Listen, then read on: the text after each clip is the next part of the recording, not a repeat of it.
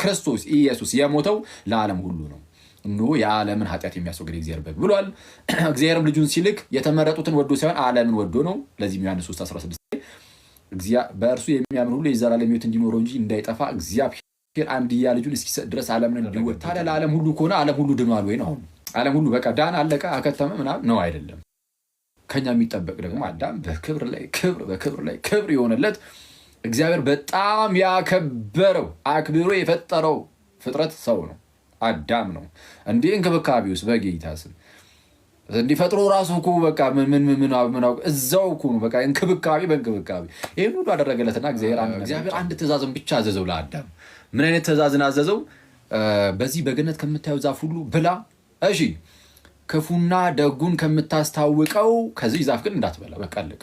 ከሷ በላ ሰዓት ሞትን ትሞታለህ።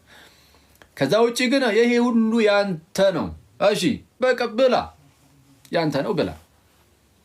አሁን አዳም የተሰጠው ያ ሁሉ ናስቡት፣ በገነት ያለው ያ ሁሉ ተሰጥቶት የተከለከለው አንዲት ዛፍ ብቻ ነው። አንዲት ዛፍ ብቻ ነው የተከለከለው። በጣም በሚያስገርም ሁኔታ በእባብ ተንኮል ማለት ሰይጣን በእባብ በኩል አድርጎ እንደምታውቁት አዳምና ሔዋንን አሳታቸው። አዳም ሳተ። እንደዛ ያከበረውን እንደዛ የወደደውን እንደዛ በክብር ላይ ክብር የሰጠውን እግዚአብሔርን ክዶ አዳም እግዚአብሔር አታድርግ ያለውን አደረገ። ማነው ዮናታን የሚባል ወንድም ፕሮቴስታንት ለምሳሌ እሱ አይ ነው ኢየሱስ ከማርያም ስጋን አልነሳም ብሎ አስተማረ። ከዛ በኋላ ከ5 ዓመት በኋላ ደግሞ ወጣና የዛሬ 5 ዓመት ዮሐንስ ወንጌልን ስናጠና ኢየሱስ ከማርያም ስጋን አልነሳም ያልኩት ስህተት ነው ነስቷል አለ። ሰዎች ይጮሃል።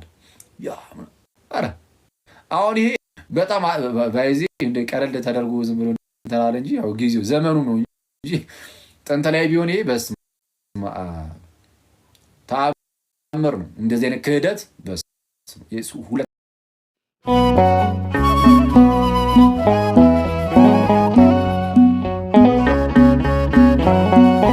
ሰው የድህነት ትምህርታችን ምን ይመስላል የሚለውን ለማወቅ ለመረዳት ከምር የምንጀምረው ከመጀመሪያው ሰው ከአዳም ነው። እንደምታውቁት እግዚአብሔር አምላክ የመጀመሪያውን ሰው አዳምን በራሱ መልክና ምሳሌ አድርጎ ፈጠረው ይላል ዘፍጥረት ምዕራፍ 1:26 ላይ እንደተናገረው እግዚአብሔርም አለ ሰውን በመልካችን እንደ ምሳሌያችን እንፍጠር። ስለዛ እግዚአብሔር አስቀድሞ ሰውን ሲፈጥረው ወይም አዳምን ሲፈጥረው በራሱ መልክና በራሱ ምሳሌ አድርጎ ፈጠረው።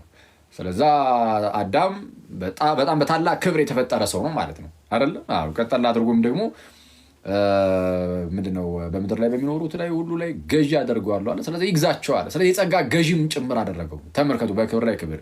አንደኛ እግዚአብሔርም አለ ተብሎ ሰውን በመልካችን እንደ ምሳሌያችን እንፍጠር ብሎ ነው የፈጠረው እግዚአብሔር። ማለት ለሌሎች ፍጥረታት ራሱ እንደዚህ አይነት ንግግር አልተነገረም።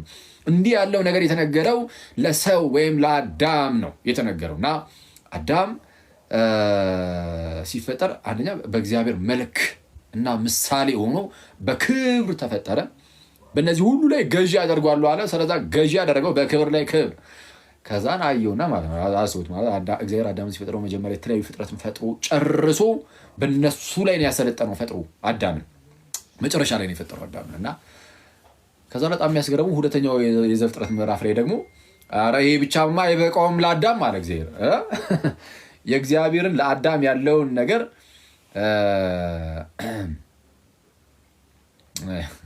እሺ በኋላ አስታውሰኝ ትላል እና ምንድነው እግዚአብሔር ለአዳም ያለው ቦታ በምን ያህል ደረጃ እንዳከበረው እንድታውቁት ነው ይሄን የምነግራችሁ። እና እንዳልኳችሁ ሁለተኛው የዘፍጥረት ምዕራፍ ላይ ደግሞ እግዚአብሔር አዳም ብቻማ አይበቃውም እግዚአብሔር። እሺ ቃል በቃ እንደዚህ አይደለም ግን ሐሳቡ ያ ኧረ ይሄ ብቻ እንዴ ይሄ አሁን ኖርማል በእነዚህ እንትን ላይ እንዲገዛ ማድረግ ብቻ አይደለም። እስቲ ለአዳማ እስቲ እንደው በምስራቅ በኩል ደግሞ ገነትን ላበጅለትና ይሄ ገነትን እንደ አትክልት አይነት ስፍራ ሆኖ ግን ለየት ያለ ብቻው ነው የሆነ የተከለለ በአራት አቅጣጫ ወንዞች የሚያጠጡት አይነት ገነትን ልፍጠርለትና እዛ ውስጥ ደግሞ የህይወት ዛፍ አለ። ከሱ ደግሞ የሆነ ሰዓት ላይ በልቶ ደግሞ ለዘላለም ይኖራል እዛ ላኑሮ ማለት ይሄንን ሲያደርግ አሁን ከአዳም ምን ታይቶ ነው? ምንም። አዳም ምን አድርጎ ነው? ምንም አላደረገም። እግዚአብሔር ባወቀ በእርሱ ደግነት በእርሱ ቸርነት በራሱ መልክና ምሳሌ አድርጎ ፈጠረው። የሁሉም ገዢ ያደረገው ከዛ በኋላም ደግሞ ይሄ ብቻ አይበቃም፣ ና እስቲ ደግሞ ገነት ገባልኝ ልጅ ብሎ ደግሞ ገነት ደግሞ ያስገባው። ገነት ሲያስገባው ደግሞ በጣም በሚያስገርም ሁኔታ ከኃላፊነት ጋር ነው። ምን ብሎ በምን መልኩ ነው ከኃላፊነት ጋር ያስገባው? እሺ በምን መልኩ ነው ከኃላፊነት ጋር ያስገባው? ምንድነው? ገነትን ጠብቃት ብሎ ማለት ነው። ማለት ኃላፊነት ሰጠው ማለት አስቡት። ግንኙነታቸውን በጣም ደስ የሚል ነው ግንኙነታቸው እና ገነትን ጠብቃት አለው እና አዳም በክብር ላይ ክብር በክብር ላይ ክብር የሆነለት እግዚአብሔር በጣም ያከበረው አክብሮ የፈጠረው ፍጥረት ሰው ነው፣ አዳም ነው። እንዲህ እንክብካቤ ውስጥ በጌታ ስም እንዲፈጥሮ ራሱ እኮ በቃ ምን እዛው እኮ ነው በቃ እንክብካቤ በእንክብካቤ ይሄን ሁሉ አደረገለትና እግዚአብሔር አንድ ነገር ብቻ አዘዘው። አዳም ምን አዘዘው? እዛው ሁለተኛው ምዕራፍ ላይ እሺ ከዚህ ዛፍ አትብላ አለው። እግዚአብሔር አንድ ትእዛዝን ብቻ አዘዘው ለአዳም። ምን አይነት ትእዛዝን አዘዘው? በዚህ በገነት ከምታየው ዛፍ ሁሉ ብላ፣ እሺ ክፉና ደጉን ከምታስታውቀው ከዚህ ዛፍ ግን እንዳትበላ፣ በቃ አለቀ። ከሷ በላ ሰዓት ሞትን ትሞታለህ። ከዛ ውጭ ግን ይሄ ሁሉ ያንተ ነው፣ እሺ በቃ ብላ፣ ያንተ ነው ብላ። አሁን አዳም የተሰጠው ያ ሁሉ ናስቡት። በገነት ያለው ያ ሁሉ ተሰጥቶት የተከለከለው አንዲት ዛፍ ብቻ ነው። አንዲት ዛፍ ብቻ ነው የተከለከለው። በጣም በሚያስገርም ሁኔታ በእባብ ተንኮል ማለት ሰይጣን በእባብ በኩል አድርጎ እንደምታውቁት አዳምና ሔዋንን አሳታቸው። አዳም ሳተ። እንደዛ ያከበረውን እንደዛ የወደደውን እንደዛ በክብር ላይ ክብር የሰጠውን እግዚአብሔርን ክዶ አዳም እግዚአብሔር አታድርግ ያለውን አደረገ። አምላክነትን ፈለገ ወይ ደግሞ ትልቅ ክብር ፈለገ ከዚህ ውጪ እና እግዚአብሔር ከሰጠው ውጪ ማለት ነው። እና አዳም ያንን በላ። በጣም ነው የሚያስገርመው። እኔ ከዚህ በፊትም ብያችሁ ይሆናል በዙሪያው የተፈቀደለት ያ ሁሉ ነገር እያለ ያልተፈቀደለት ላይ ሰይጣን ማለት ሐሳቡን እዛ ላይ እንዲጠላ አደረገው አዳም። በህይወታችን ውስጥ ሰይጣን አንዱ የሚፈተንበት ትልቁ መንገድ ይሄ ነው። በዙሪያችሁ እግዚአብሔር የሰጣችሁ የሚገርም የሀገር በረከት ኖሮ ማለት ነው እሱን እንድታዩት አያደርግም ሰይጣን። የተከለከላችሁትን የሆነች ነገር ብትመጣ ራሱ በህይወታችሁ ውስጥ ያናል ትልቅ ለውጥ ላያደርግ የሚችል ነገር ሊሆን ይችላል። ግን ምንም ይሁን ኤኒዌይስ ግን የተከለከላችኋት አንዷ ነገር ላይ ሰይጣን በጣም ትኩረት እንድታደርጉ ያደርግና በተሰጣችሁ ነገር በሌሎቹ በዛ ሁሉ በብዙ ነገር ማመስገንን ትታችሁ በዚች በትንሿ ነገር በተከለከላችኋት በአንዷ ነገር እግዚአብሔርን እንድታማሩና እንድትክዱት ያደርጋችኋል ሰይጣን። ትልቁ ታክቲኩ እሱ ነው። አዳምን ያደረገው እንደዛ ነበር። በገነቱ ዙሪያ ምን ይሄው ጠቅላላ ያለውን ሁሉ ብላ ነው ያለው። እንዴ ስለሱ እግዚአብሔርን አያመሰግንም? እሺ እንዴ አረ የህይወት ዛፍ ሳይቀር አስቀምጦለት ነበረ። የህይወት ዛፍ ሳይቀር እሷን እንኳን እንዳያገኝ ያደረገው ሰይጣን ምን አድርጎ ያልተሰጠው ላይ ትኩረት እንዲያደርግ አድርጎ እና ትኩረታችን ሁሌ እግዚአብሔር የሰጠን ላይ ሊሆን ይገባል። ኦኬ እግዚአብሔር ያልሰጠህ ላይ ትኩረት ባደረክ ቁጥር ከእግዚአብሔር ነው የምትርቀው። እና ትኩረት እግዚአብሔር የሰጠን ላይ በጣም የምናመሰግንባቸው በጣም ብዙ ምክንያቶች አሉ። የምናመሰግንበት በጣም ብዙ ምክንያቶች አሉ። እሱ የሚገባን መቼ ነው ከተባለ የሆነ ሰው የሆነ ነገር ለምሳሌ ጤንነቱን አጡ የሆነ ሰው ስታዩ አሃ አረ እግዚአብሔር የተመስገን ነው የምትሉት እኮ አይደል? አረ ከጤንነት ውጪ ምንም ማለት እንደ የታመመ ሰው ሲጀመር ለምሳሌ ገንዘብ ይፈልጋል። ብዙ ሰው ገንዘብ ከቸገረው ገንዘብ ላይ ብቻ ትኩረት እያደረገ እግዚአብሔርን ሊያማርር ይችላል። ጠንቋይ ቤት የሚሄድ ሰው እኮ አለ አይደል?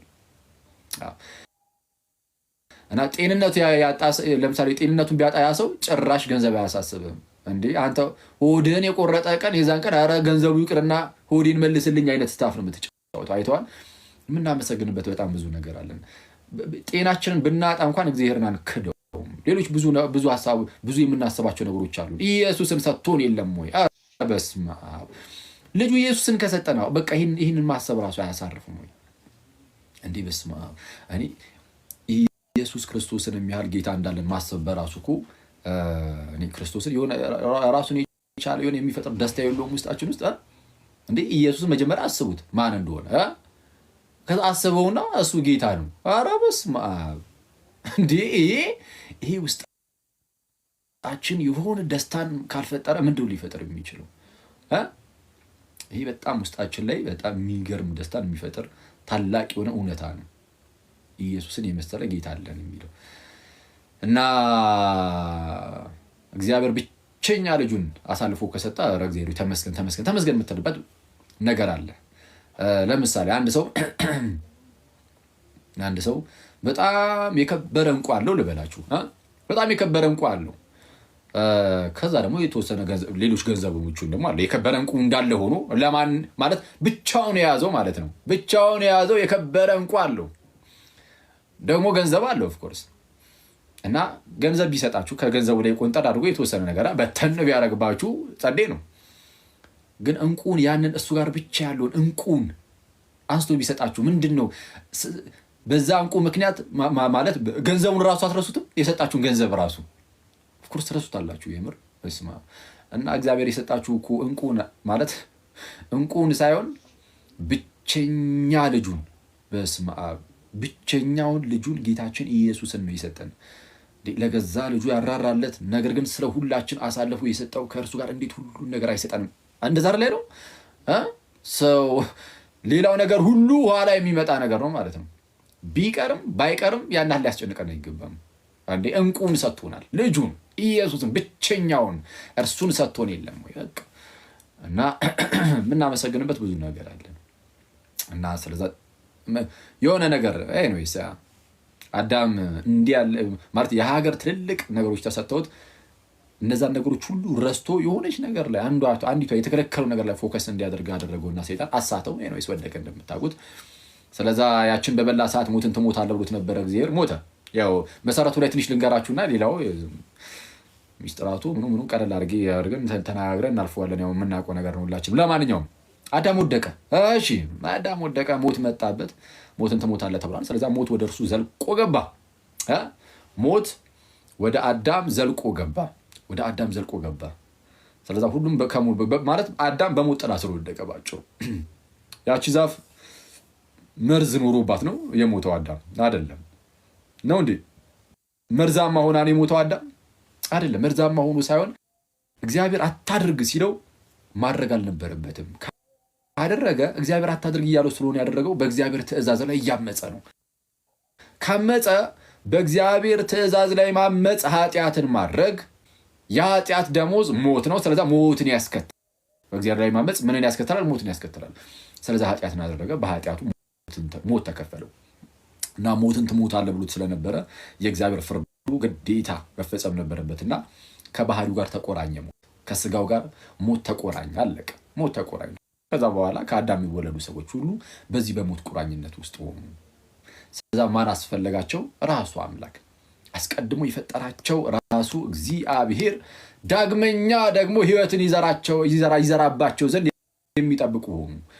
በቃ ሰው ማለት በሞት ጥላ ስር የወደቀ ማለት ሌላ አይነት ሰው የለም። በቃ ነው ሰው። ከዛን እግዚአብሔር መጣ። እግዚአብሔር ልጁን ይልካል ማለት ነው።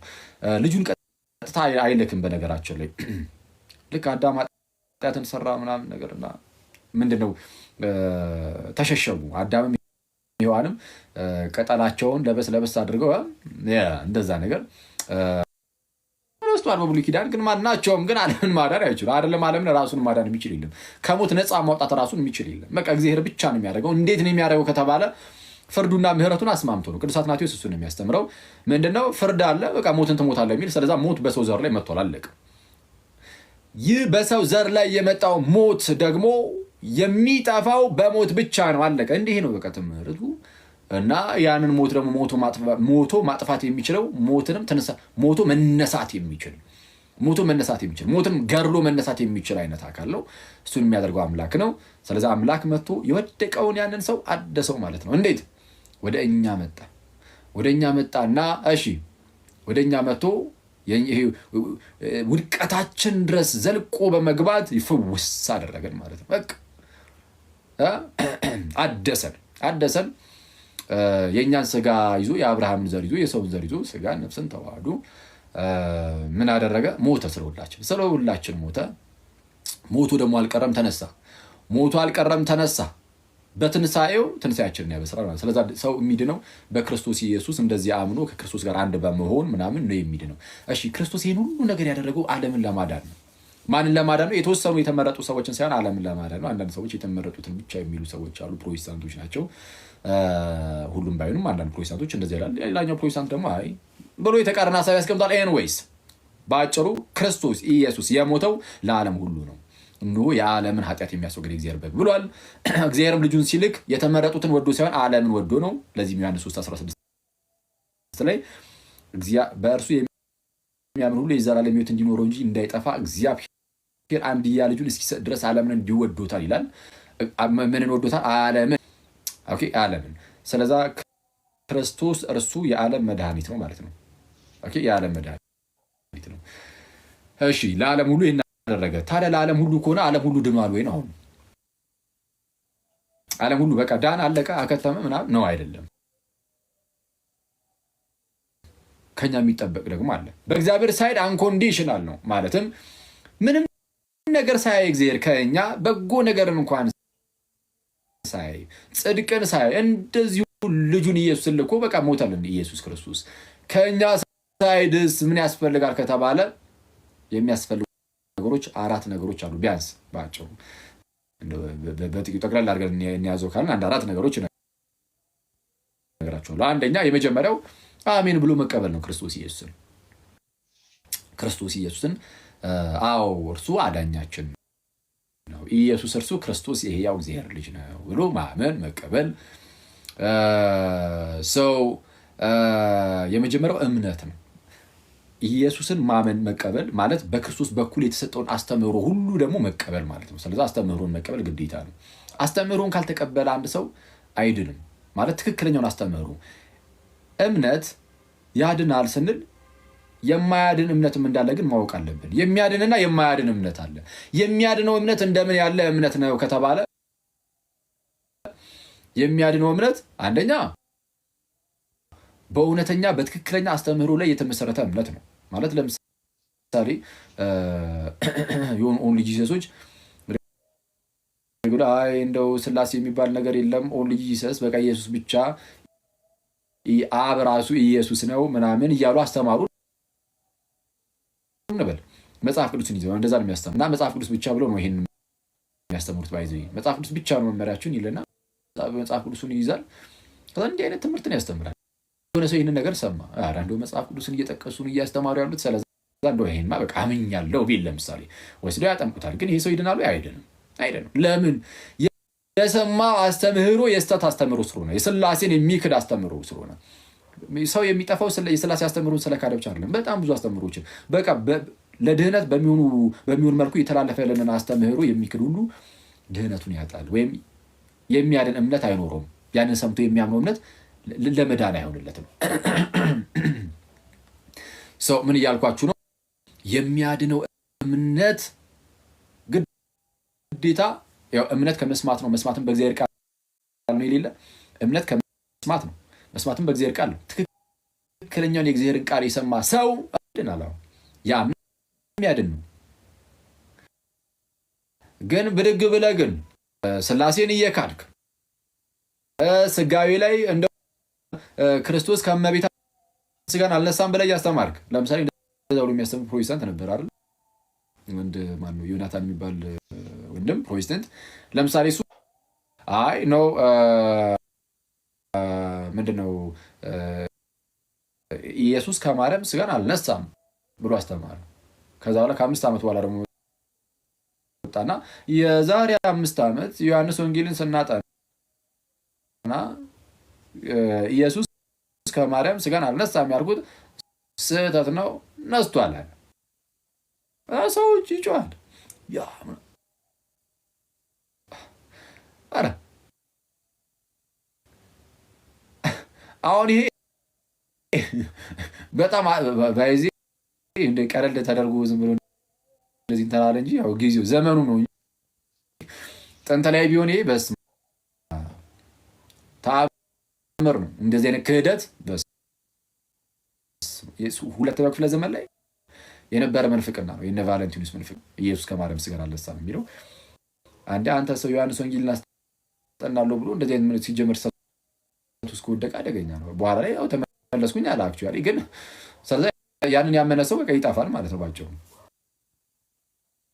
ትክክለኛ ቤተክርስቲያን ቢሆን ራሱ ነው ብለን ብናስብ ራሱ በፊት ይጣፋል። ያ እንዲህ ብሎ በማመኑ ሰው የክርስቶስን ፍጹም ሰውነቱን መካድ አምላክነቱን መካድ እንደሚያጠፋ ሁሉ ሰውነቱን መካድም ያጠፋል። እና ኤኒዌይስ የድህነት ጉዳይ ላይ እንደዚሁ የእግዚአብሔርን ጸጋ የምንካፈልባቸውን ጥምቀትን የሚያቃልል ቅዱስ ቁርባንን እውነተኛ የሆኑ የክርስቶስን ስጋና ደም የሚያቃልል እንዲና የመሰሉ ነገሮችን ሌሎች አስተምሮችንም ማለት የማያምን መሱ ድህነት የማዳን ኤፊካሲ ወይም ብቃት አይኖረውም። እና ሰው የሚያድነው እምነት እንደምን ያለ እምነት ነው ከተባለ የመጀመሪያው በትክክለኛ አስተምህሮ ላይ የተመሰረተ እምነት አንደኛው እሱ ነው። ሁለተኛው ደግሞ በፍቅር የሚሰራ እምነት ነው። በፍቅር የሚሰራ እምነት ዝም ብሎ የፈዘዘ ዝም ብለህ ትክክለኛው ትምህርት ሰምተህ ራሱ ማለት ነው። ትክክለኛው ትምህርት የምትሰማው ከጌታ ቤተክርስቲያን ነው። አለቀ። ወደ ክርስቲያን ራሱ ብትጨምር አምናለሁ እኮ ግን ያ እምነትህ ግን ፍሬን የማያፈራ ከሆነ አንዴ ወደ ድህነት ውስጥ ወደ ክርስቲያን ውስጥ ብትመጣ ብትጨመር እንኳን ፍሬን የማያፈራ ከሆነ ያ እምነትህ የሞተ ይሆንና አንተንም የሚያምን ሁሉ ቀጠል ያድርገው። ቁጥር 18 አካባቢ ላይም በእርሱ የሚያምን የዘላለም ሕይወት አለው፣ በእርሱ የማያምን ግን በአንዱ በእግዚአብሔር ልጅ ስም ስላላመነ አሁን ተፈርዶበታል። ስለዚህ እምነት ለድነት እንደሚያስፈልግ ግልጽ ነው። ሮሜ ላይም እንደዛው ነው የሚለው ቅዱስ ጳውሎስ ምዕራፍ 3 በተለይ አይሁዳውያንም የግሪክ ሰዎችም ሁሉም ከኃጢአት በታች እንደሆኑ ሁሉም ኃጢአተኛ እንደሆነ መድኃኒት እንደሚያስፈልገው ይናገርና ሁሉ ኃጢአትን ሰርቷል የእግዚአብሔርም ክብር ጎድሎታል ብሎ ከተናገረ በኋላ እንዲያው ጸጋው ይጸድቃሉ ካለ በኋላ እርሱንም ይላል እርሱንም ማለት ሁሉም ኃጢአትን ሰርቷል የእግዚአብሔርም ክብር ጎድሎታል በኢየሱስ ክርስቶስ በሆነው ቤዛነት በኩል እንዲያው በጸጋው ይጸድቃሉ ይልና በምን የሚገኝ አድርጎ አቆመው ይላል። እርሱንም እግዚአብሔር በእምነት የሚገኝ በደሙም የሆነ ማስተሰሪያ አድርጎ አቆመው። አየህ፣ በክርስቶስ በኩል የተሰራውን የማዳን ስራ እግዚአብሔር እንዴት አድርጎ እንዳቆመው በምን የሚገኝ አድርጎ አቆመው። በእምነት የሚገኝ በደሙም የሆነ ማስተሰሪያ አድርጎ አቆመው። ስለዚህ እምነት ያስፈልጋል። እምነት ስለ እምነት በጣም በሰፊው ሮሜም ገላትያም ተናግሯል ቅዱስ ጳውሎስ በጣም በሰፊው ኤኒዌይስ ሌሎች ክፍሎች ላይ ጌታችንም በጣም በሰፊው እንደዚሁ ተናግሯል። እና ስለዚህ እምነት ያስፈልጋል። የመጀመሪያው ዘን ሰው ካም እምነት ግን ምን እንደሆነ ሶስቱም ክራይቴሪያዎች ነግሬያቸዋለሁ። የሚያድነው እምነት እንደምን ያለ እምነት ነው የሚለው። ሁለተኛ ጥምቀት ነው። እንግዲህ መጽሐፍ ቅዱሳችን እምነት ብቻ አይደለም ያለን፣ ጥምቀትንም ነግሮናል። አሚን ብለህ ትቀበላለህ፣ አምነህ ወደ ጥምቀት ውስጥ ትገባለህ። ልክ ስትጠመቅ በዛ ውስጥ እግዚአብሔር ዳግም ይወልዳል። ከጌታ ጋር አንድ ያደረግህና ከኢየሱስ ከልጁ ጋር ማለት ነው አንድ ያደረግህና ኢየሱስ የእግዚአብሔር ልጅ ስለሆነ ልክ ከክርስቶስ ጋር አንድ ስትሆን አንተ ራስህ የእግዚአብሔር ልጅ ትሆናለህ። ዳግም መወለድ ማለት ከጌታ ጋር አንድ መሆን ማለት ነው። እሺ፣ ዳግም መወለድ ማለት ከጌታ ጋር አንድ መሆን። ኢየሱስ የእግዚአብሔር ልጅ ስለሆነ አንተም ከእርሱ ጋር ልክ አንድ ስትሆን ከጌታ ጋር በክርስቶስ በኩል የእግዚአብሔር ልጅ ትሆናለህ። ዳግም ትወለዳለህ። የኃጢአት ስርየትን ታገኛለህ። ከክርስቶስ ጋር ሞተህ ትነሳለህ። ሞቱን በሚመስል ሞት ከእርሱ ጋር ትተባበራለህ። እንደዚሁም ደግሞ ከእርሱ ጋር አብረህ ትነሳለህ ማለት ነው በጥምቀት እና እንዲህ ያለ ነገርን ታገኛለህ። ለዚህ የመጽሐፍ ቅዱስ ማስረጃዎች በጣም በርካቶች አሉ። በጥምቀት ውስጥ ድህነት እንዳለ ማለት ነው። ጥምቀት የድህነት ቦታ እንደሆነ አንዳንዶች ጭራሽ የድህነት ቦታ የማይመስላቸውም ጥምቀት የድህነት ቦታ ነው። ማስረጃ ራሱ ጌታችን ኢየሱስ የተናገራቸው በጣም ብዙ ክፍሎች አሉ። ለምሳሌ ማርቆስ 16 ሁሉ የሚጠቀሰው ከቁጥር 15 ጀምሮ በተለይ እንግዲህ ወደ ዓለም ሁሉ ሂዱ ወንጌልን ለፍጥረት ሁሉ ስበኩ ይልና ሉክ ወንጌልን ስበኩ ካለ በኋላ ያመነ ይላል። ወንጌልን ሰብካችሁ ያ የሰማውን ወንጌል ያመነ የተጠመቀም እሺ ይድናል። የሚድነው ማን ነው ከተባለ በሐዋርያት በኩል የተሰበከውን የጌታን ወንጌል ሰምቶ ያመነ የተጠመቀም እርሱ ይድናል። ያላመነስ ወንጌሉን ሰምቶ አላመንም ካለ አይድንም። ያላመነ ይላል እንጂ ያላመነ ያልተጠመቀ አይልም የሚል ሰው አለ። ካላመነ ወንጌሉን ካላመነ ሲጀምር ለምን ይጠመቃል? ያልተጠመቀ ተብሎ እኮ መጨመር አይጠበቅበትም። ገና ከጀምሩ ያላመነ ከተባለ ወንጌሉን ሰምቶ አስበው እንዲህ ክርስቶስ እንዲሆኖላል እና ሰው አንተም ብትጠመቅ ከዚህ ከክርስቶስ ድህነት ተካፋይ ትሆናለህ ወይም ደግሞ ከጌታ ጋር አንድ ትሆናለህ እያለ ቢሰበክ አንድ ሰው አላምንም ካለ እና አጥምቀኝ ይላል አይልም። ስለዚህ ያላመነ ግን ይፈረድበታል ሲል ያላመነ ሰው ገና ከጀምሩ ስለማይጠመቅ ያልተጠመቀ ማለት አይጠበቅበትም። ከላይ ግን ያመነ የተጠመቀም ይድናል። በቃ ቃል በቃል እንዲህ ብሎ ከተከራከርክ ከክርስቶስ ጋር ማለት ነው አንተ የክርስቶስ ተቃዋሚ ነህ። ሳታስቡ የክርስቶስ ጠላት ሆናል ማለት ነው። እኔ ይሄን እንግዲህ በግልጽ ነው መናገር ያለብን አይደል? አዎ ይሄንን ትምህርት የሚክድ ኢየሱስ የተናገረውን እምቢ የሚል በኢየሱስ ላይ ያመፀ ይባላል። የፈለግ አንደበት ላይ ኢየሱስ ኢየሱስ ብትል ኦንሊ ጂሰሶች ስማቸውን ሳይቀር ኢየሱስ ብቻ ብሏል። ኢየሱስ ኢየሱስ ስላልክ ብቻ በተአምር አታመልጥም። ኢየሱስ የሚል የኢየሱስ ጠላት ማለት ነው። ኢየሱስ የሚል የኢየሱስ ጠላት ሆኖ ሰው ሊነሳ ይችላል እና በጣም ጥንቃቄ ይፈልጋል። ክርስቶስ ማነው ጥምቀት ለድህነት ነው ብሎ አስተምሮ እኛ ግን ነው አይደለም ካልን አሁን ጠላትነት ከማን ጋር? ከአክሊል ጋር ነው? አይደለም። ከኦርቶዶክስ ክርስቲያን ጋር ብቻ ነው? አይደለም። በቃ ከክርስቶስ ጋር ነው። ከኢርሲያን ጋርም ጭምር ነው። ግን በዋናነት የኢርሲያን ራስ የሆነው ክርስቶስ ስለሆነ በሱ በኢርሲያን በኩል ከራሱ ከጌታችን ከክርስቶስ ኢየሱስ ጋር ነው እና የክርስቶስን ትምህርት የሚቃወም እርሱ የክርስቶስ ተቃዋሚ ስፒሪት ተቃዋሚ መንፈስ ነው እና ይህን መንፈስ ሰው በጣም አጥብቆ ሊቃወሙ ይገባል። በጣም በብዙ ነገር ሽፍንፍን ብሎ ተከዳድኖ ምናምን የለም እንደሌላ አስመስሎ ነው የሚያስቀምጠው እና ስለዛ መጠንቀቅ ይፈልጋል ማለት ነው። እሺ ጌታችን አሁን በሌላ ስፍራም እንደዚሁ በዮሐንስ ወንጌል ምዕራፍ 3 ቁጥር 5 ላይ እውነት እውነት እልሃለሁ ሰው ከውሃና ከመንፈስ ካልተወለደ በቀር ወደ እግዚአብሔር መንግስት ሊገባ አይችልም ብሏል። በቃ አለቀ። ከውሃ እና ከመንፈስ አንዳንድ ሰው ይመጣና ምን ይላል መሰላችሁ? ኦኬ ከውሃና ከመንፈስ ይላል። ውሃ የሚለው እኮ ይልና መንፈስ የሚለው መንፈስ ነው ራሱ ነው ይላል። ከውሃ እና ከመንፈስ ካልተወለደ በቀር የሚለው እና መንፈስ የምትሏ በቃ ራሷ መንፈስ ነች ተብላ የምትተረጎመው ቃሏ መንፈስ ነው። ውሃ የምትሏን ግን እንቀይራታለን፣ ሌላ ትርጉም ያላት ይላል።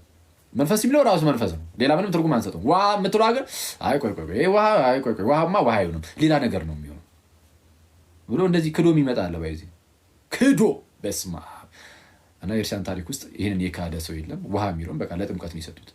አለቀ። ከውሃና ከመንፈስ የሚለውን ለጥምቀት ይህንን የጠቀሰ አባት ሁሉ የሚሰጠው ለጥምቀት ነው። ዛሬ አንተ ድንገት መተህ ለጥምቀት አይደለም ትላለህ እንዴ? ሲጀመር መጽሐፍ ቅዱስ እንደዚህ አይተረጉም እንዴ? ሁለት ቃል አንድ ላይ ሆኖ በተመሳይ ቃል ተያይዞ ተጣምሮ የመጣን ሁለት ቃል አንዱን ተረጉማለሁ አንዱን አልተረጉምም ትላለህ እንዴ? ከራስ ትምህርት ጋር እስካልተስማማ ድረስ እንደፈለክ የክርስቶስን ቃል እንዲምታጣምም ከሆነ አንተ እንዴ ለክርስቶስ ያልተመለስክ ለኔ ለዳውማ መቼም አትመለስም። አይስቀልም ነው ግን አደገኛ ነው። ስለዚህ በጣም አንዳንድ ብዙዎቹ ያው ይሄንን ባለማወቅ ነው እንደዚህ የሚስቱት። ስለዚህ በተቻለ አቅም ጥንቃቄ ይፈልጋል። ሳናስበው የክርስቶስ ተቃዋሚ ሆነ እንዳንነሳ ማለት ነው። እሺ ጌታችን እንደዚሁ በማቴዎስ ወንጌል ምዕራፍ 28 ቁጥር 19 ላይ እንግዲህ ሂዱ አሕዛብን ሁሉ በአብ በወልድ በመንፈስ ቅዱስም እያጠመቃችኋቸው ደቀ መዛሙርት አድርጓቸው ይላል። ደቀ መዛሙርት ማለት የኔ ማለት ነው። የኔ አድርጓቸው፣ የኔ ደቀ መዝሙር አድርጓቸው ማለት የኔ አድርጓቸው እንደማለት ነው። ሰው የክርስቶስ የሚሆነው በመጠመቅ ውስጥ ከሆነ የክርስቶስ ሳይሆን መዳን ስለማይችል ጥምቀት ለድነት እንደሆነ ግልጽ ነው። እንደነዚህና መሰሉ ያሉ ነገሮች እንግዲህ ጥምቀት ምናምን ቅዱስ ቁርባን በጣም በሰፊው ስለተማማርን ብዙ ያናል ጊዜ መውሰድም አያስፈልግም። ሌሎች በጣም በርካታ ማስረጃዎች ደግሞ እንግዲህ ከሐዋርያቱ አለ ማለት ነው። ጴጥሮስ ምን ነበረ ያላቸው? እነዛን ያመኑ ሰዎችን የመጀመሪያው ስብከት ላይ ሰበከ። ስለ ጌታችን ኢየሱስ ሰበከና ሰብኩ ከዛ በኋላ ልባቸው ተነካ። ሐዋርያት ሥራ ምዕራፍ 2 ቁጥር 37 ላይ ይህንን የሰሙት ሁሉ ልባቸው ተነካ አለ። ልባቸው ተነካ ማለት አመኑ ማለት ነው አይደለም? ነው። ሳያምኑ ልባቸው ይነካል እንዴ? ካላመንክ ልብ ይነካል? አይነካም። ስለዚህ ወደ እምነት መጥተዋል። ስለዚህ እነዚህ ሰዎች እንደው ምን እናድርጋሉ? ኦኬ እንግዲህ ወንድሞቼ ምን እናድርጋሉ? ምን እናድርግ ሲሉ ጴጥሮስ እመኑ አላላቸውም። ለምን? ኦልሬዲ አምነዋል። ያላመነ ሰው ሲሆን እመን ይባላል። ልክ የወህኒ ቤቱ ጠባቂ ታስታውሳላችሁ? እነ ጳውሎስ በወህኒ ቤት ሳሉ ያመለጡ መስሎት ደንግጦ ራሱን ሊያጠፋ ሲል ራስን አታጥፋለን ብሎ ሄደው ሲታዩት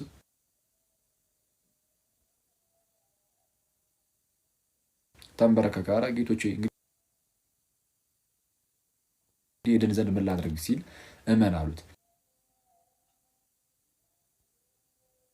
ምክንያቱም ያሷ እመኑ አይባሉም። እሺ ንስሐ ገቡ፣ ኃጢአታችሁ የሚሰረይ ዘንድ እያንዳንዳችሁ በኢየሱስ ክርስቶስም ተጠመቁ ተባሉ። ንስሐ ገቡ፣ ኃጢአታችሁ እንዲሰረይ ደግሞ እያንዳንዳችሁ ተጠመቁ፣ በኢየሱስ ክርስቶስም ተጠመቁ አዘዛቸው። ስለዛ ለኃጢአት ስርየት ነው ጥምቀት። እንግዲህ በግልጽ በመጽሐፍ ቅዱሳችን የተቀመጡ አንሰርዘው አንደልዘው ጳውሎስ ልክ እንደዚሁ ነው። ጳውሎስ ራሱ ከኃጢአቱ ታጥቦ የመጣው በጥምቀት ነው። ሐዋርያት ሥራ ምዕራፍ 20 ቁጥር 16 ላይ ሐናንያ ያለው ማለት ነው። ጳውሎስ ሲመለስ ከደማስቆ ወደ ሐናንያ ይገባና ምን አለው ሐናንያ አንዳንድ ነገሮችን ከነገረው በኋላ እንግዲህ አሁንስ ለምን ተዘገያለህ? ተነስ፣ ስሙን እየጠራ ተጠመቅ፣ ከኃጢአትም ታጠብ። ልክ እንደዛ ማለት ጥምቀት ለድህነት ነው አይደለም የሚለው መጽሐፍ ቅዱስ ግልጽ ስለሆነ እኛ ደግሞ ይኸውልህ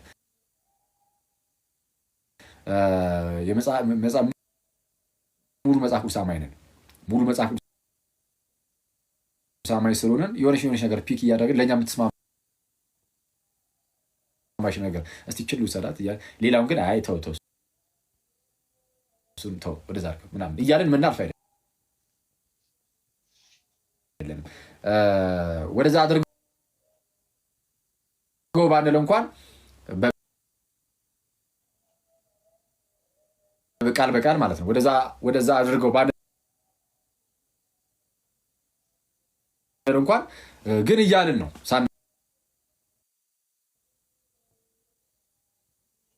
ሳናስበው እያልን ነው። እና ሰው ከኛ ጋር የሚስማማ ማለትን ብቻ የምንቀበል አይደለም። በቃ መጽሐፍ ቅዱስ የቤተ ክርስቲያናቸው የኛ ስለሆነ ሙሉን የምንቀበለው መጽሐፍ ቅዱስን እምነት ያድናል ካለን አሜን ነው የምንለው። በቃ ምንም አንከራከርም። ጥምቀት ለድነት ነው አሜን ነው የምንለው። ጥምቀት ያድናል ይላል በግልጽ ቃል በቃል አንደኛ ጴጥሮስ ምዕራፍ 3 ቁጥር 21 ላይ ጥምቀት ያድነናል ይላል። በቃ አሜን ብለን የምንቀበል አይተዋል። ከእግዚአብሔር ቃል ጋር እንዴት እንደማንከራከር አሜን ብለን የእግዚአብሔር ቃል ተሸክመን እንደምንሄድ እሺ። ሰው ጥምቀት ለድነት እንደሆነ መጽሐፍ ቅዱሳችን ግልጽ ነው። ሰው አምኖ ሰው ይጠመቃል። ሰው ዳግም ይወለዳል። ልክ ሰውየው ሲጠመቅ በአዲስ ኪዳን መጽሐፍ ላይ እንደምትመለከቱት ብዙ ቦታ በተለይ በሐዋርያት ሥራ መጽሐፍ ላይ ይጠመቁና ሐዋርያቱ ምን ያደርጋሉ? እጃቸውን በዛ ሰው ላይ ጭነው ይጸልዩለታል። ከዛ ላይ የተጠመቀው ሰው አሁን ምንድነው ይሄ አምብሮተ እዱ በየቦታው ሰው እነዛ የኤርሲያን መሪዎች፣ ጳጳሳቱ፣ እረኞች እየሄዱ እጅ በጫን ማለት በጣም የሚታከት ስለሆነ ማለት በጣም ብዙ ሕዝብ ስለሚኖር ማለት ነው መደረግ ጀመረ። በሜሮን ደግሞ ወይም ደግሞ በቅብዕ ማለት ነው። በቅብዕ መደረግ ደግሞ ተጀመረ። ቅብዕ ላይ ይጸለያል። ጥንታዊ ነው ይሄ ነገርም። ሰው ቅብዕ ላይ ይጸለይና ሰው እየተቀባ ይጸለይለታል እና ልክ እንደዛ ስለዛ አምብሮተ እድ ወይም ቅብዓ ሜሮን የምንለው እሱን ነው። ሚስጥራዊ ሜሮን ብላችሁ ተብሎ የሚታወቀው ማለት ቤተክርስቲያን ውስጥ እሱ ይደረግለትና ከቅዱስ ቁርባን ይካፈላል። ኦኬ ሰው ዳግም ተወልዷል። ይሄ ሰው ዳግም የተወለደው ሰው ቅዱስ ቁርባንን እዛው ይካፈላል። እነዚህ ሚስጥሮችን እየነጣጣልና ላይ እነዚህ ጥምቀትን ቅዱስ ቁርባንን የመጀመሪያውን በተለይ የመጀመሪያውን ያቺ የሚቀበላትን ቅዱስ ቁርባን ነጣጥለን አናይም። አንድ ላይ ሚስጥሩ ሙሉ ይሆናል። በምን መልኩ ተጠምቆ ይጸለይለታል? እጅ በመጫን ወይም ደግሞ በቅብዕ ማለት ነው። በቅብዓ ሜሮን ሚስጥራዊ ሜሮን ይፈጸምለታል። ከዛ በኋላ እዛው ቅዱስ ቁርባን ደግሞ ይቀበላል። ቅዳሴ ገብቶ ወደ ጸሎት ገብቶ ደግሞ ከጌታ ስጋና ደም ይካፈላል።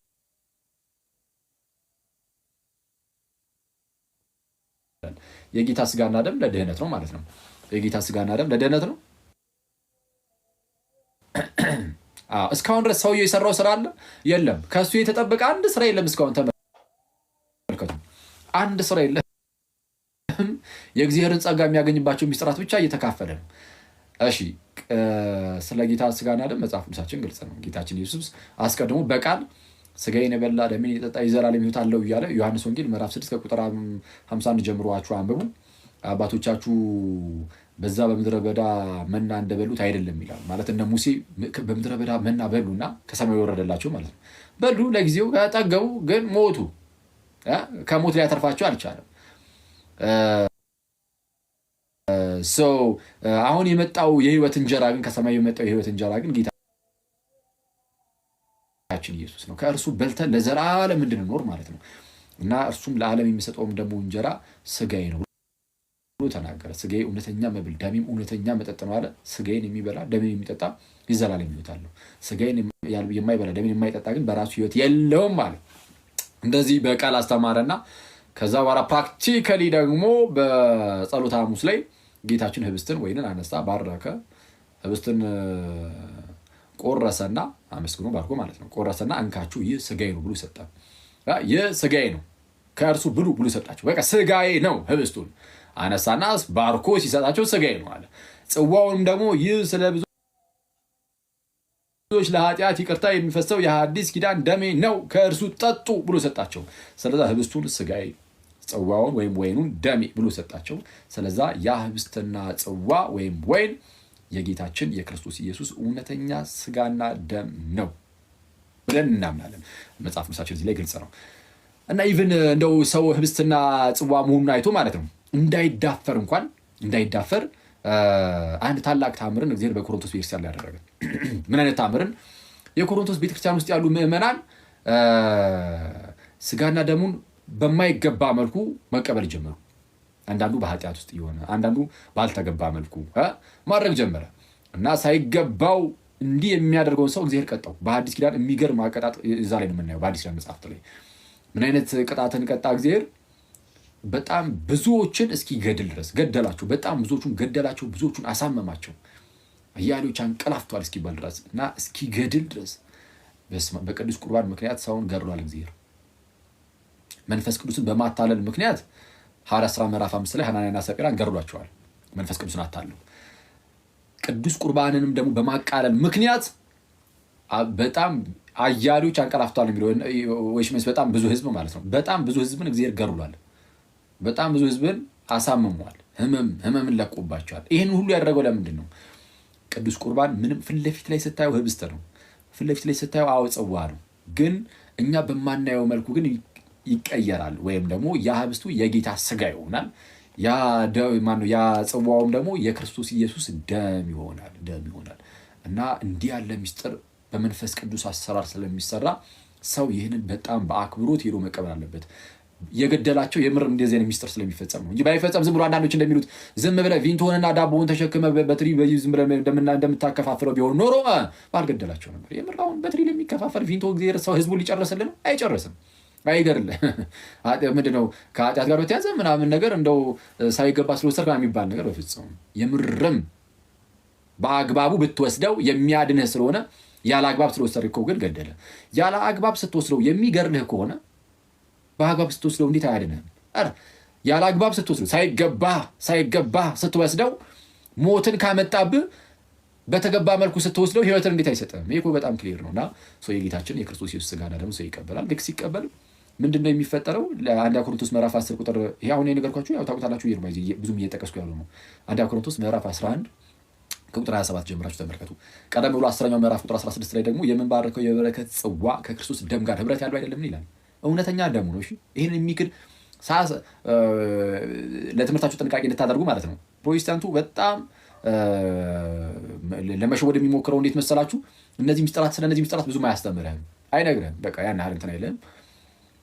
ዝም ብሎ የሆነ ያልሆነ ነገሮችን ብቻ ይነግራል። ቤተክርስቲያን ውስጥ ለምሳሌ የተወሰነ ግር የሚል ነገር ካለ የሆነች ግር የምትል ነገር ብቻ ይነግራል። ጥምቀት አይድንም አይልህም። በተአምር ቅዱስ ቁርባን የጌታ ሥጋ አይደለም አይልህም። እንደዛ ካለማ ነው የምትለው ለሱማ ይኸው ወይም ተነቃበት አለባቸው። ስለዛ ምንድን የሚያደርገው ያን የሌለ ነገር ዝም ብሎ ያግበሰብስና የሆነ ነገር ልብ ላይ እንድትጠራጠር ያደርጋል።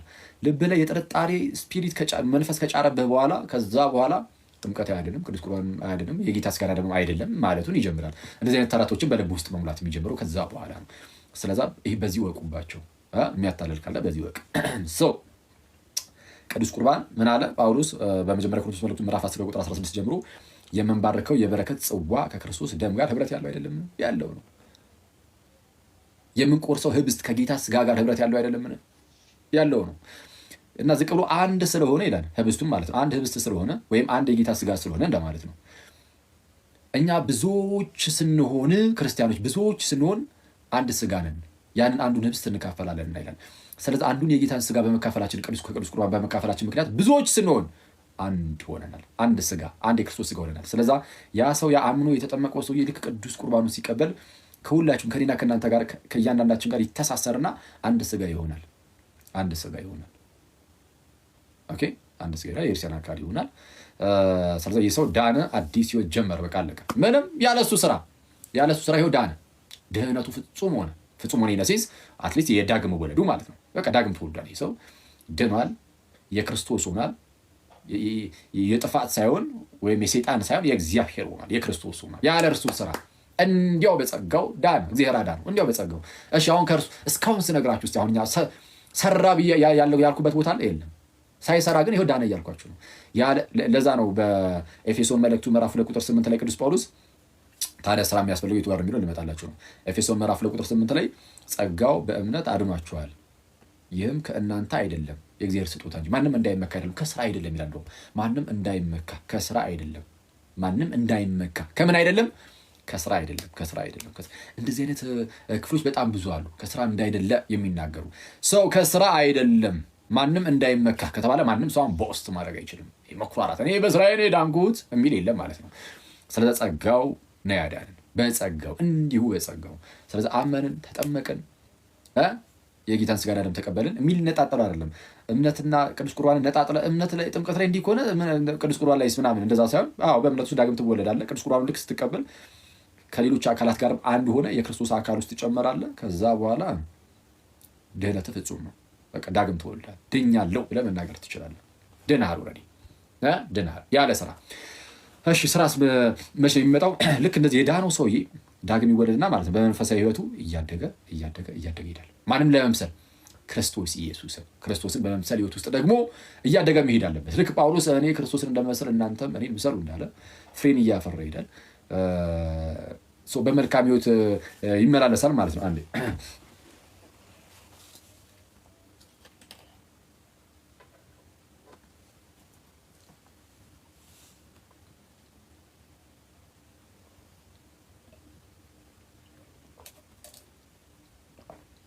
እሺ መልካም ህይወት ወይም ደግሞ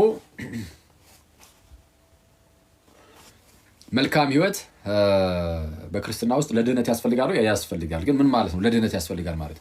ዳግም ለመወለድ ነው አይደለም። ዳግም ለመወለድ የመጀመሪያውን ይህን ድህነት ለማግኘት ስራ አያስፈልግም። ስራ የሚያስፈልግ የትኛው ነው ከተባለ አንዴ ዳንካትን ድህነት ለመፈጸም መጽሐፍ ቅዱሳችን ድህነታችሁን ፈጽሙ ደግሞ ይላል። ዳኑ ብቻ አይደለም፣ ድህነታችሁን ደግሞ ፈጽሙ። አይቷል ዳን፣ ከዛ ደግሞ ድህነትን ፈጽም። ልክ የወህኒ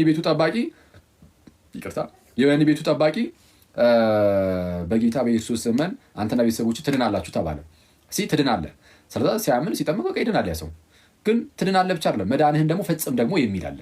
መዳንህን ደግሞ ፈጽም። ፊልጵስዩስ ምዕራፍ 2 ቁጥር 12 ላይ እያንዳንዳችሁ የራሳችሁን መዳን ፈጽሙ ይላል። ስለዛ መዳን ደግሞ የሚፈጸም ነው። መንገድ ላይ መቅረት አለ። አስበዋል። ወደ ድህነት ከመጣህ በኋላ ፍሬ ማፍራት ብታቁም ማለት ነው። ፍሬን ማፍራት ብታቁም መልካም ህይወት በአንተ ውስጥ እግዚአብሔር ሲያጣ የሞተልህ ጸጋውን የሰጥ ማለት እግዚአብሔር ልጁን ይላከልህ። ልጁ የሞተልህ ጸጋውን የሰጠ ከኃጢአት ተላቀ በጽድቅ እንድትመላለስ ነው። አንተ ግን በኃጢአት እመላለሳለሁ ካልክ ከጽድቅ የሆነ መለስ ካረክ ራስህን እግዚአብሔር ይቀጣል፣ ይፈርድብሃል። አሁንም ከፍርድ አታመልጥም። ገና ለገና የእግዚአብሔር ልጅ ነኝ እና ሰው ኃጢአት ብሰራም አይፈረድብኝም ካልክ ከአንተ በላይ ምስኪን የለም። ስለዛ ፍርድ ይመጣብሃል። ለዛ ነው በገላትያ መልእክት ምዕራፍ 5 ከቁጥር 19 ጀምሮ የስጋ ስራ እና የመንፈስ ፍሬን ያስቀምጣል። እና የስጋ ስራ የተገለጠ ነው ብሎ ኃጢአቶችን ይዘረዝራል። ቅናት፣ ሟርት፣ አድመኝነት፣ ዝሙት፣ መዳራት የመሳሰሉትን ያስቀምጥና አስቀድሜ እንዳልኩኝ እንደነዚህ ያሉትን የሚያደርጉ የእግዚአብሔርን መንግስት አይወርሱም ይላል። ቀጥታ ነው እንዲህ ብሎ የተናገረው። በዚህ አስቀድሜ እንዳልኩኝ እንደነዚህ ያሉትን የሚያደርጉ የእግዚአብሔር መንግስት አይወርሱም፣ አትወርስም የእግዚአብሔር መንግስት እንዲህ የምታደርግ ከሆነ አለ ጳውሎስ። እንዲህ አለና 5ኛው ምዕራፍ ላይ ነው። በዚህ ዝቅ ብሎ 6ኛው ምዕራፍ ላይ ቁጥር 7 ላይ አትሳቱ፣ እግዚአብሔር አይዘበትበትም ማለት አትሳቱ፣ እግዚአብሔር አይዘበትበትም። ሰው የሚዘራውን ያንኑ ደግሞ ያጭዳልና ሰው የሚዘራውን ያንኑ ደግሞ ያጭዳል። በምድር ላይ የምትዘራውን ነገር እሱን ታጭደዋለህ። አለቀ። ስለዚህ ምን ይላል ቀጠል አድርጎ በስጋ የሚዘራ ይላል ማለት የስጋ ፈቃድን እየፈጸመ የሚኖር ማለት ነው። በስጋ የሚዘራ ከስጋ መበስበስን ያጭዳል፣ ሞትን፣ ዘላለማዊ ሞትን። በስጋ የሚዘራ ከስጋ መበስበስን ያጭዳል። በመንፈስ የሚዘራ ግን ይልና ማለትም የመንፈስን ፈቃድ እያደረገ የሚኖር ነው። እንደ እግዚአብሔር ፈቃድ፣ እንደ መንፈስ ቅዱስ ፈቃድ፣ እንደ መንፈስ ፈቃድ የሚመላለስ እርሱ ግን በመንፈስ የሚዘራ ግን ከመንፈስ የዘላለም ሕይወትን ያጭዳል። በመንፈስ መመላለስ ማለት ወይም በመንፈስ መዝራት ማለት መልካም ስራ መስራት ማለት ነው ባጭሩ። እሱ ለማውቀጥ ያን ጥቅስ አንብቧት ምን ይላል? ባንዝልም በጊዜው እናጭዳለንና መልካም ስራ ለመስራት አንታክት ይላል። መልካም ስራ ለመስራት አንታክት እንዲህ ያለ ጳውሎስ በግልጽ ተናግሮ ጳውሎስ እንዲህ ብሎ ተናግሮ አንዳንድ ሰው ይመጣና አይ ይሄ መልካም ስራ መስራት ሆነ ከድህነት ጋር ምንም የሚያገናኘው ነገር የለም የሚል ሰው አለ። በጣም አደገኛ ነው። በጣም አደገኛ እና መልካም ስራ ከድህነት ጋር እንዴት የሚገናኙ ከተባለ ዳግም እንድንወለድ አይደለም። የመጀመሪያውን ድህነት ለማግኘት አይደለም። እሱንም ያለ ስራ በቃ አገኘን። አሁን ስራን የምንሰራው መልካም ስራን የምንሰራው ድህነታችንን ለመፈጸም እንዳንጠፋ፣ አንዴ ከዳን በኋላ እንዳንጠፋ ደግሞ የምንሰራው በራሳችን ነው አይደለም። እሺ በእግዚአብሔር ጸጋ የተቀበልነው ጸጋ ነው እንድናደርግ የሚያደርገንና በእግዚአብሔር ጸጋ እየበረታን እየጠነከርን ቀስ በቀስ ፍሬን እያፈራን እንሄዳለን። ካላፈራን ግን እንቆረጣለን። ጌታችን ነው እንደዚህ ያለን። ኢየሱስም እንዲህ ብሏል። ምን ብሏል?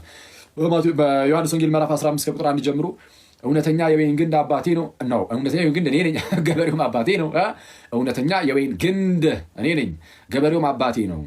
በእኔ ያለውን ቅርንጫፍ ፍሬ የማያፈራው ልክ በእኔ ያለውን ያለው ክርስቶስ እውነተኛ የወይን ግንድ ነኝ ብሎ ግን በእርሱ ያለ ቅርንጫፍ ሆኖ ፍሬን ካላፈራ ምን ይደረጋል? አባቴ ይቆርጠዋል አለ። አባቴ ይቆርጠዋል። የሚያፈራውን ግን አብዝቶ እንዲያፈራ ያጠራዋል ይላል። የሚያፈራ ግን ሲታይ አብዝቶ እንዲያፈራ ደግሞ ያጠራዋል። ትንሽ ስታፈሩ አብዝታችሁ እንድታፈሩ እያጠራችሁ እዚህ ይሄዳል። ማናፈራ ፍሬ ጭራሽ ማናፈራ ከሆነና እንደው እምቢ የምንል ከሆነ ግን እግዚአብሔርም በቃ እሱ ይቆርጠናል። እምቢ የሚሉት ራሳቸው እነማን ናቸው? ኢቭን በክርስቶስ ሆኖ ራሱ ማለት ነው። በእኔ ያለውን ቅርንጫፍ ነው ያለው ኢየሱስ። አይ እነዚህ ሲጀምር አላመኑም ይላል አንዳንድ ሰው። ኧረ በክርስቶስ የሆነ ሳያምን ማንም ሰው በክርስቶስ መሆን አይችልም። በእኔ ያለውን ቅርንጫፍ ነው ያለው። እውነተኛ የወይን ግንድ እኔ ነኝ። እቺ ስላላሳያችሁማ ታሳያችሁ። እውነተኛ የወይን ግንድ እኔ ነኝ የሚለው ሲነሳ እቺ ትዛለች። ባለፈው የእመቤታችንን አሳይቻችሁ ነበርና እሺ የሆነ ሰው ያወጣኩብኛል እንደዚህ ስዕለት ላውጣት ከላስቲክ ውስጥ አይደል። እውነተኛ የወይን ግንድ እኔ ነኝ፣ ገበሬውም አባቴ ነው፣ እናንተ ቅርንጫፎች ናችሁ ነው እያለን እና በእኔ ያለው ቅርንጫፍ ፍሬ የማያፈራው ቢኖር እርሱን አባቴ ይቆርጠዋል። ስለዚህ ካላፈራችሁ ትቆረጣላችሁ።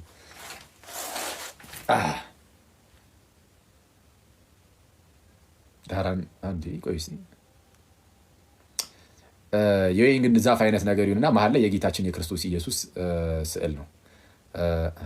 እንዴት ነው በጌታ ስም? ኦኬ ይሄው አሁን አሪፍ ነው። ከዛ በኋላ ሐዋርያቱ መሆናቸው ነው። አክቹአሊ እዚህ ላይ ምንድነው ለሐዋርያቱ ተደርጎ ተስሎ ነው። በጣም ደስ የሚል ስዕል ነው።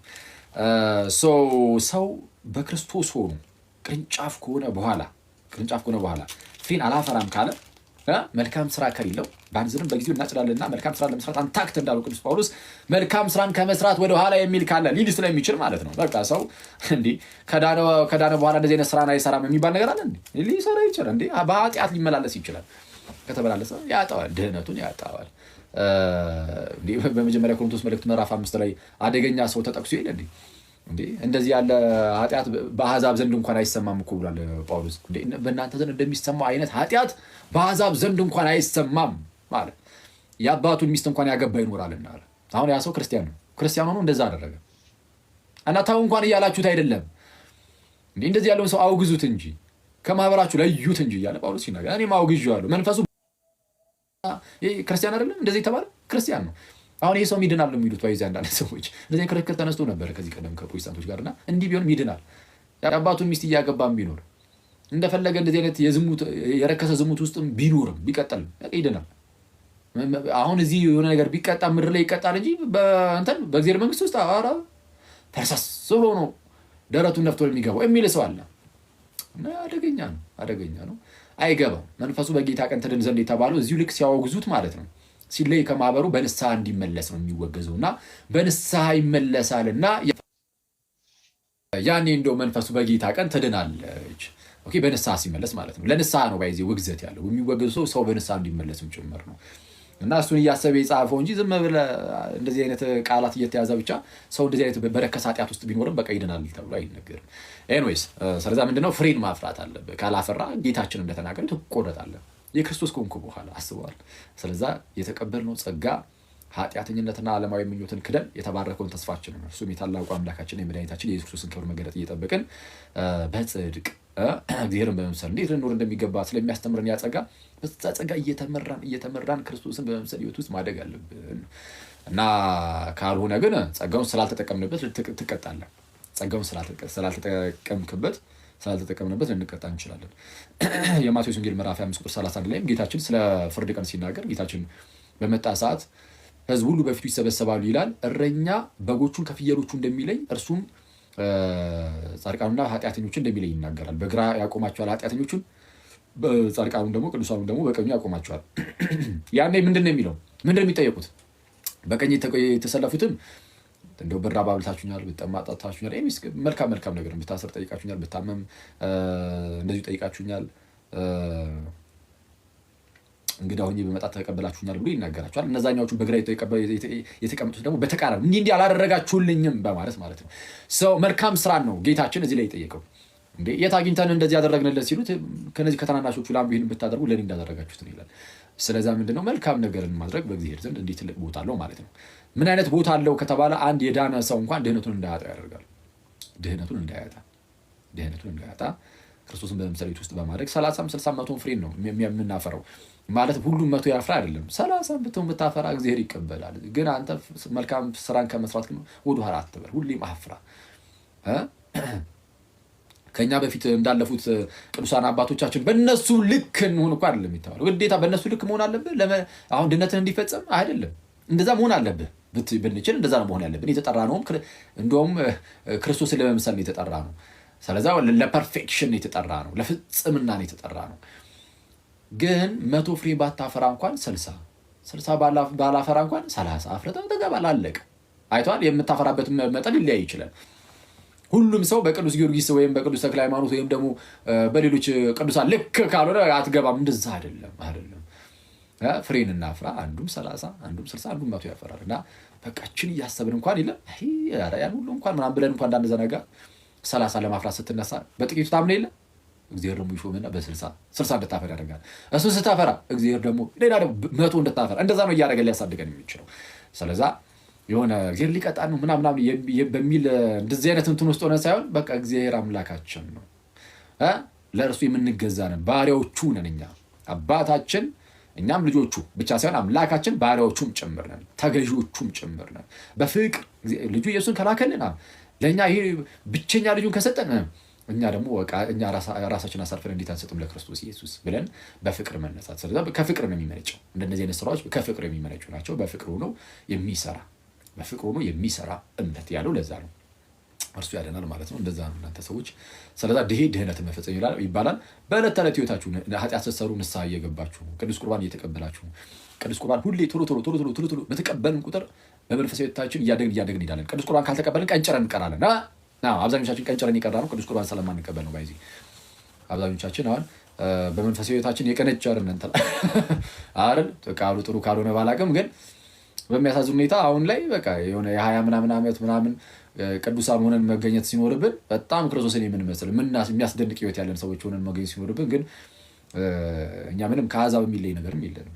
እውነቱን ለመናገር ምንም ሰው አይቶ ይሄ ክርስቲያን ምናምን ራሱ አይለንም። የተለየ ነገር አለን። አሁን ስንታይ ራሱ በጌታ ስም ጭራሽ አንዳንዴ አንብስም እንደው እና ስለዛ ሰው አይቶ አስበው ከአሕዛብ እንኳን ካልተለየ በጣም የሚደብረው ክርስቶስን ዝሙት ውስጥ ያልተገባ አይነት ዘፈን ውስጥ ያልተገባ አይነት ዘፈን ውስጥ ልክ መጽሐፍ ቅዱስ ባለው አይነት ዘፈን ማለት ነው። ሌሊቱን ሙሉ እየተዳራ የምታድርበት አይነት ፓርቲዎች ልክ እንደዚህ አይነቶችን ነው በዚህ ዘፈን የሚሉ መጽሐፍ ቅዱስ። እንደዚህ አይነት ነገር ውስጥ ስትታይ፣ ዝሙት ውስጥ ብቻ ስትታይ፣ ምቀኝነት ውስጥ ብቻ ስትታይ፣ ተንኮል ውስጥ ብቻ ስትታይ በልብህ ላይ የሆነ ዝም ብለህ አንዳንዴ የአምልኮ መልክ ኑሮን ኃይሉን እስክንክለው ድረስ የምንሆን ሰዎች እግዚአብሔር የምርም በልባችን ላይ ሳይኖር ሲቀር ምንም እግዚአብሔር ልባችን ላይ አናስበውም። አንደበታችን ላይ ያለ እንደው እግዚአብሔር እንላለን፣ ልባችን ላይ እግዚአብሔር እየጠፋ ሲል በቃ እንደዚህ አይነት ሲሆን በጣም አስቸጋሪ ነውና ከአሕዛብ አንለይም ማለት ነው። አምላክ የለም ከሚለው ራሱ አንለይም። እግዚአብሔር ከልባችን ላይ ጠፍቶ አንደበታችን ላይ ብቻ ከቀረ በአንደበታቸው ብቻ ያመልኩኛል እንደተባለው ዝም ብሎ እግዚአብሔር አንደበት ላይ ብቻ ቀርቶ ልብ ላይ እግዚአብሔር ከጠፋ እግዚአብሔር የለም ከሚለው ወዳጅ አትለይም ማለት አንለይም። ከእነሱ በምን እንለያለን? በምንም አትለይም። እና በጣም አስቸጋሪ ነው። ከብዙዎቻችን ልብ ላይ እግዚአብሔር እንዳይጠፋ በጣም መጠንቀቅ አለብን። እግዚአብሔር ከልባችን ላይ ሊጠፋብን ይችላል። በጣም ወደ ኃጢአት ዝም ብለን ስምጥ እያልን ስንሄድ እግዚአብሔርን እየረሳ ነው። ከዛ በኋላ ኃጢአት ለእኛ ኖርማችን ይሆናል። ኃጢአት ምናምን ካላደረግክ እንደውም ከባድ ነው። ኃጢአት ካላደረግክ ኧረ በስመ አብ ምን ሆነ ነው ልትባል ትችላለህ። ስለዛ ኃጢአት እንደ ኖርም ከሆነ ኃጢአት ባህላችን ከሆነ እግዚአብሔር ከልባችን ላይ ጠፍቶ አንደበታችን ላይ ብቻ ይሆናል ማለት ነው። እግዚአብሔር ከልባችን ላይ እየጠፋ አንደበታችን ላይ እና እንደዛ እንዳይሆን ምን ማድረግ አለብን? በመንፈሳዊ ሕይወታችን ማደግ አለብን። አንድ ሕፃን ልጅ ይወለድና ማለት ነው በስጋ እያደገ እንዲሄድ ስጋዊ ምግብ ይሰጠዋል። ስጋዊ ምግብ እየተሰጠው እየበላ በስጋ እያደገ ይሄዳል። በመንፈሳዊ ሕይወታችንም ልክ እንደዚህ ነው ብያቸዋለሁ። በመንፈሳዊ ሕይወታችን አንድ ሰው በመንፈሳዊ ሕይወቱ ዳግም ይወለድና አምኖ ሲጠመቅ ማለት ነው። አምኖ ሲጠመቅ ዳግም ይወለዳል፣ ቅዱስ ቁርባን ይቀበላል። ከዛ በኋላ ያ በመንፈስ የተወለደው በቀስ በመንፈስ እያደገ እንዲሄድ መንፈሳዊ መብል ያስፈልገዋል። ያ መንፈሳዊ መብል ቅዱስ ቁርባን ነው ጋይስ። እና በጣም በሚያሳዝን ሁኔታ ብዙዎቻችን ደግሞ ከቅዱስ ቁርባን ርቀናል ነው። ስለዛ ቅዱስ ቁርባን እየተቀበልን ጠንካራ እየሆንን ጠንካራ ስራን እየሰራ እንኖራለን። አለበለዚያ ግን ለምሳሌ አንድ ሰው ምንድነው በስጋዊቱ ማለት ነው እየኖረ ግን ደህና ምግብ የማይበላ ከሆነ ደህና ምግቡን ተውትና ጭራሹን ምግብ አልበላም ቢል እንደ አቅም ኖሮት ራሱ ለስጋው ራሱ ስራን ይሰራል እንዴ? መስራት አይችልም። ለስጋው ስራን መስራት እንዲችል ምግብ መብላት ያስፈልጋል። አዛ አቅም ያጣል፣ ስራን አይሰራም። ኖርማሊ የስጋዊ ስራም አይሰራም። ልክ እንደዚህ ሁሉ በመንፈሳዊ ህይወታችን መንፈሳዊ መብል ካልበላን መንፈሳዊ አቅም እናጣለን። ስለምናጣ መንፈሳዊ ስራ መስራት አንችልም። ጥርስቅ አድርገህ ምግብን ትበላለህ፣ ስጋዊ ስራን ትሰራለህ። መንፈሳዊ ስራ ላይ ግን ወፍ አትሰራም። በቃ አትችልም። ለምን? መንፈሳዊ አቅም የለም። ያለን ሊመስለን ይችላል። አንዳንዴ ግን ዞር ብለን ህይወታችንን ካየነው የለንም። ሲጣራ በጣም አደገኛ ሁኔታ ላይ ነው የምንኖረው። እና ስለዛ በጌታ ምህረት ሁሉም ነገር በጌታ ቸርነት ነው የሚሆነው። በጌታ ቸርነት ከቅዱስ ሚስጥር እየተካፈልን ቀስ በቀስ የለም በአንዴትም አናድግም። ቀስ በቀስ እያደግን ልንሄድ ይገባል ነው። እና ፕሊዝ ቅዱስ ቁርባን በጣም ይታሰብበት። ቅዱስ ቁርባን በጣም በህይወታችን ውስጥ በጣም እንደ ቀልድ ያጣነው ነገር ቅዱስ ቁርባን ነው። በጣም ሳናስበው ጥፍት ያለ ነገር ቅዱስ ቁርባን። ህፃን እያለ ትቆርባለህ፣ ከዛ በኋላ ወፍ። በጣም አስቸጋሪ ነው እና የቅዱስ ቁርባን ህይወት በጣም መመለስ አለበት። ያኔ አስባችሁታል? ሰው አሁን ማለት ከቅዱስ ሚስጥር ቶሎ የሚካፈል ሰው በኃጢአት መቼስ የምወደቅ እንትኑ በጣም ማለት ያው ቀል በቀላሉ እንደዚህ በኃጢአት ዝም ብሎ እንደዚህ አይወድቅም። ኦፍኮርስ አቅምም ቅዱስ ቁርባን ስለሚሰጠው ማለት ነው። ሊወድቅ ይችላል። ኦፍኮርስ በኃጢአት ምንም ግልጽ ነው። በኃጢአት ሊወድቅ ይችላል። ቢወድቅም ይነሳል። ቶሎ ንስሐ ይገባል። እየተባለ ቀስ እያሉ ማደግ ነው። ግን ቢያንስ ግን በጣም ነውረኛ የሆነ ነገር ግን ውስጥ ግን ኢንቮልቭ አያደርግም፣ አይገባም። አስባችሁታል? ኢትዮጵያ ውስጥ ያለውን ጠቅላላ ክርስቲያን ጠቅላላ ኦርቶዶክስ ቆራቢ ብቻ ቢሆን እንዴ ሌላው ዓለም እኮ ያሉት እንትና ቤተክርስቲያናት እኮ ጠቅላላ ቆራቢ እኮ ናቸው። በጣም እኛ ሀገር እኮ በጣም የምናሳዝነው መብራንን በስመ አብ። ቤተክርስቲያን በጣም ትልቅ የቤት ስራ እኮ ያለባት ቤተክርስቲያናችን በጣም ትልቅ የቤት ስራ ቤተክርስቲያን ሲባል እኛም ጭምር ማለት ነው። በጣም ትልቅ የቤት ስራ ነው ያለብን። የኢትዮጵያ ቤተክርስቲያን የማታቆርብ ልጆቿን የማታቆርብ ወጣት ልጆቿን የማታቆርብ እንዳትባልብን ቤተክርስቲያናችን በጣም ቅዱስ ቁርባንን በደንብ ልናስብበት ይገባልና ይሄ ሁሉ ኢትዮጵያ ውስጥ ያለ ክርስቲያን ቢቆርብ ለምሳሌ እየቆረበ የሚኖር በየሳምንቱ እየደሚቆርብ ወይ በየ15 ቀኑ የሚሆን ብቻ በቻለው አቅም ግን ቶሎ የሚቆርብ ቢሆን ንስሐ እየገባ የሚቆርብ ቢሆን ኧረ በስመ አብ አስባችሁታል እንዴ? ኧረ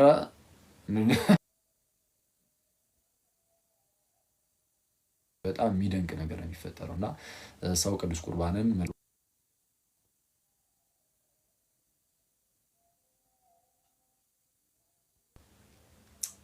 ሰው መንፈሳዊ አቅም እያገኘን እየሰራን ልንኖር ልናደግ ይገባል። እሱ ድህነትን መፈጸም ይባላል ነው።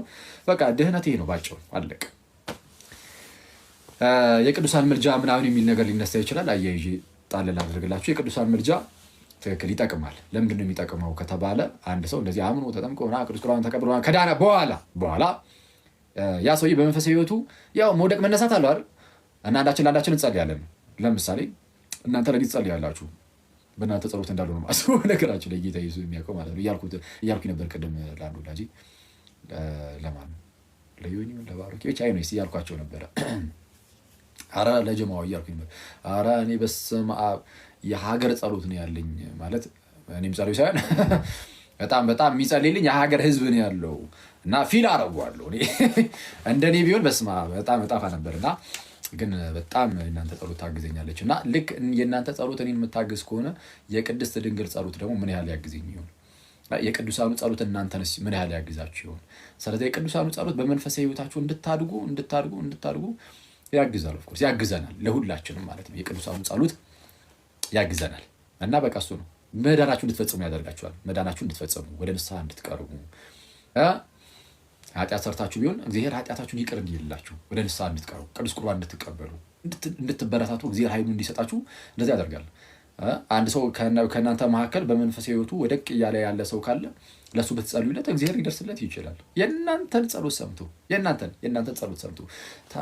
ጸሎት ሰምቶ እግዚአብሔር ለዛ ሰው የሚደርስለት ከሆነ ይሄ ነው አንዱ ለአንዱ መማለድ ማለት ይሄ ነው። የቅዱሳን ምልጃ ደግሞ የጻድቅ ሰው ጸሎት በስራዋ እጅግ ኃይል ታደርጋለች ስለሚል የእነሱን በጣም በሰፊው እንጠቀማለን ነው። ፕላስ ደግሞ ሩጫቸውን ጨርሰዋል። እነሱ ኦልሬዲ ሩጫቸውን ጨርሰው ከጌታ ጋር ስላሉ ለእነርሱ ራሱ የሚያሳስባቸው ነገር የለም። እናንተ እና እኔ እዚህ ጋር አንዳችን ለአንዳችን ብንማልድ ብንጸልይ ሩጫ ላይ ሆነን ነው ለራሳችን እያሰብን ከዛ ደግሞ አንዳችን ለአንዳችን መማለድ ነው። እነዛ ቅዱሳን ግን ሩጫቸውን እንኳን ጨርሰው ከጌታ ጋር ነው ያሉት። ከጌታ ጋር ሆኖ ለእናንተ ሲያሳስቡ አስቡ። ኧረ በስመ አብ። ከዛ አንጻር ማለት ነው እንደዛ ነው። በቃ የድህነት ትምህርት ተብሎ የሚሰጠው የድህነት ትምህርት ከተባለ ይሄ ነው። ከዚህ ውጭ ያሉ አንዳንድ የሚነገሩ ነገሮች ምናምን ቢኖሩ እንደው ይህን ገዳም የረገጠ እንደዚህ ቢሆን እንደዛ ምናምን የሚሉ ነገሮች እነሱ እንግዲህ ቃል ኪዳን ምናምን በሚል ስም የሚሰጡ ነገሮች ናቸው። እነሱ ከምን አንጻር ራሱ ቃል ኪዳን የሚባለው ራሱ ምንድን ነው የሚለው እሱ በጣም ራሱን ችሎ ትምህርት ያስፈልጋል እነሱን ለመናገር። እሱ ለጊዜ ያዛርጉትና የድህነት ትምህርት ከተባለ ግን በቃ ይሄ ብቻ ነው። የድህነት ትምህርት ተብሎ የሚሰጠው ይሄ ነው። የድህነት ትምህርት ተብሎ እንትን ገዳም ሄደህ ስለረገጥክ ትድናለህ የሚል አይጨመርበትም። በቃ የድህነት ትምህርት አሁን ያልኳችሁ ነው። ይሄ ነው እንግዲህ ክርስትናችንን ቤተክርስቲያናችንን ልናውቅ ይገባል። እናንተ ሰዎች የድህነት ትምህርት ላይ ያልገባው አለ። በአጭሩ የድህነት ትምህርት ምንድን ነው ብያችኋለሁ። ሰው ወደቀ፣ ሞተ፣ እግዚአብሔር ሊያድነው ሲፈልግ ልጁ ኢየሱስን ላከለት። ልጁ ኢየሱስ መጥቶ ለዓለም ሁሉ የሚሆን ማስተሰሪያ አድርጎ ራሱን አቀረበ። ስለዚህ የዓለም መድኃኒት ተባለ ኢየሱስ። ዓለም ግን እንዲድን ማመን አለበት ክርስቶስን። ስለዚህ በክርስቶስ በኩል የተላለፈውን ትምህርት ሁሉ መቀበል አለበት። አምኖ መጠመቅ አለበት። ተጠምቆ ቅዱስ ቁርባን ይቀበላል። እሱ ሳይሰራ እዚህ ስቴፕ ላይ በቃ ይድናል። ዳግም ተወልዷል፣ ድኗል። ከዛ በኋላ የዳነ ሰው ደግሞ ድህነቱን ይፈጽማል። በምን? መልካም ስራን በመስራት። የድህነት ትምህርት ከዚህ ውጭ ያለው አሁን መጽሐፍ ቅዱስ ላይ በጌታ የለውም አይ ቲንክ። እሺ እና የድህነት ትምህርት በአጭሩ ኦርቶዶክሳዊው ክርስቲያናዊው የድህነት ትምህርት ይህን ይመስላል።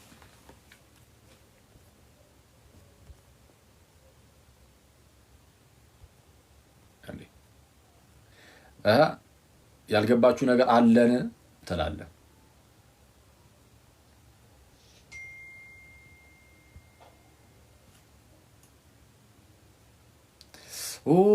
በስመ አብ። የድህነት ትምህርት ብቻ ብዬ ስለሄድኩኝ እሺ። ያው ትንሣኤ ሙታን እንግዲህ ያው በትንሣኤ ሙታን ማመን አለባችሁ፣ ግልጽ ነው። ክርስቶስ ስለ ሁላችን ከሞተ ሞቶ ካልቀረ ደግሞ ከተነሳ እንግዲህ ሁሉ ነገር አፍተሩ ምንድን ነው? ሞቶ ላለመቅረት ለመነሳት ነው። አንዴ ቻርጅ ልሰካ ስንቴ እንዳቋረጠ ይያለ